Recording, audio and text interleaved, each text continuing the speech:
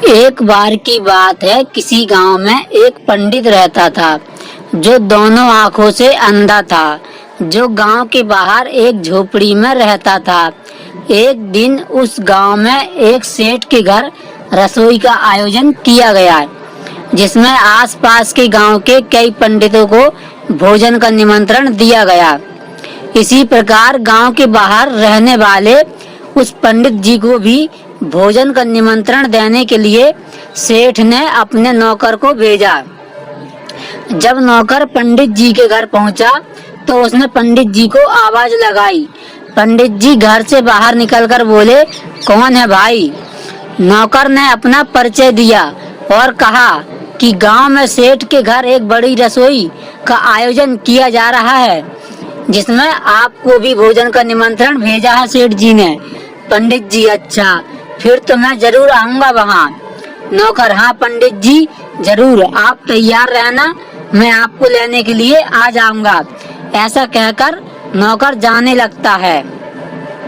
तभी पंडित जी कुछ सोचकर बोलते हैं, यह तो ठीक है भाई, लेकिन तुमने ये तो बताया नहीं कि खाने में क्या क्या बनाया है। नौकर रुक कर बोला, पंडित जी सेठ जी का प्रोग्राम है, कोई छोटा मोटा आयोजन थोड़े है, सब कुछ बनाया जाएगा खाने में। पंडित, अरे मैंने बस ऐसे ही पूछ लिया। नौकर, आप चिंता न करें, वहाँ सब कुछ मिलेगा। खाने में हलवा, पूरी, सेव, नमकीन, बर्फी वगैरह वगैरह। पंडित, हाँ हाँ मुझे मालूम है, मैं पहले भी वहाँ खा चुका हूँ। नौकर के जाने के बाद पंडित मन ही मन सोचता है, यार वह सब तो ठीक है, परंतु यह वगैरह वगैरह क्या है, यह अभी भी समझ नहीं आया। यह तो कोई नया पकवान लगता है इस बार। अगर ऐसा है तब तो मैं जरूर जाऊंगा और इस पकवान का चखूंगा, कैसा लगता है यह खाने में वगैरह वगैरह। शाम होने पर सेठ का नौकर पंडित को खाने पर ले आया और पंडित को पंगत पर बैठा दिया। पंडित की जिज्ञासा अब और ज्यादा बढ़ने लगी कि अब तो मजा आ जाएगा, नया पकवान खाने को मिलेगा वगैरह वगैरह।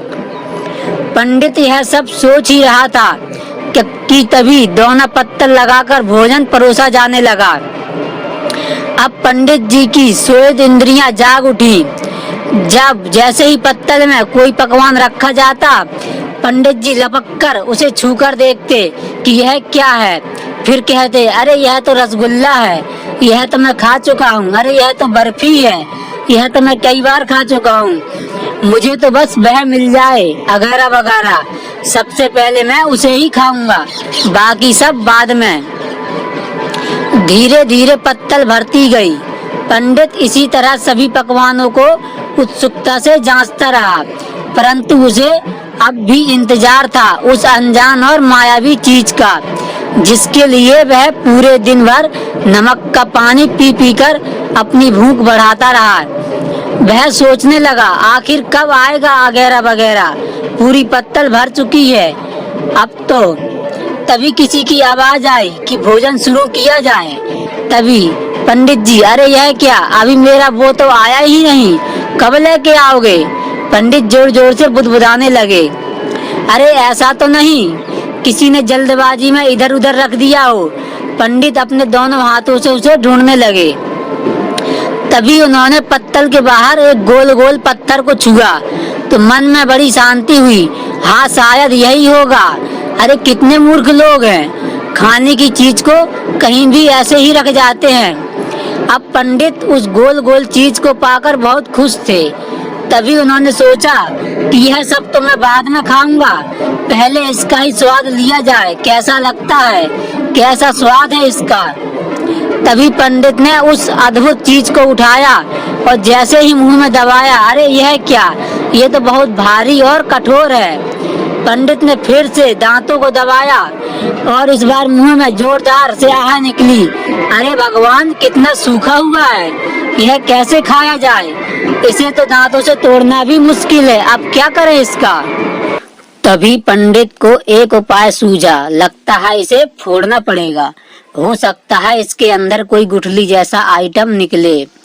पंडित को लगा कि सामने कोई दीवार है और शायद उससे टकराने पर उसका वह अगैरा वगैरह फूट जाएगा। और तभी उसने आओ देखा न ताओ और सामने दीवार समझकर दे मारा जोर से कि तभी किसी के जोर से चिल्लाने की आवाज आई, अरे फूट गया मेरा तो। सामने पंगत पर बैठा हुआ आदमी दर्द से चिल्ला उठा, क्योंकि पत्थर की जोरदार चोट से उसका सर फूट गया था। तभी पंडित गुस्से से बोला, ओए खाना मत, यहाँ मेरा आइटम है, फूट गया है तो ला वापस मुझे दे दे। पंडित को लगा कि उसका अगैरा वगैरह फूट गया है। तभी सामने वाला आदमी भयंकर गुस्से से बोला, हाँ जरूर, रुको महाराज, अभी देता हूँ आपको। और यह कहकर फिर सामने वाला आदमी पंडित जी पर टूट पड़ता है।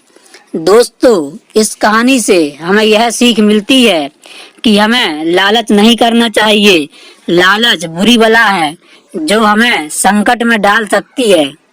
दोस्तों, वीडियो कैसी लगी कमेंट जरूर करें और इसी प्रकार के मोटिवेशन वीडियो देखने के लिए हमारे चैनल स्मार्ट गुरुजी हरी को सब्सक्राइब जरूर करें। अगली बार फिर मिलेंगे एक नए वीडियो के साथ, तब तक के लिए धन्यवाद।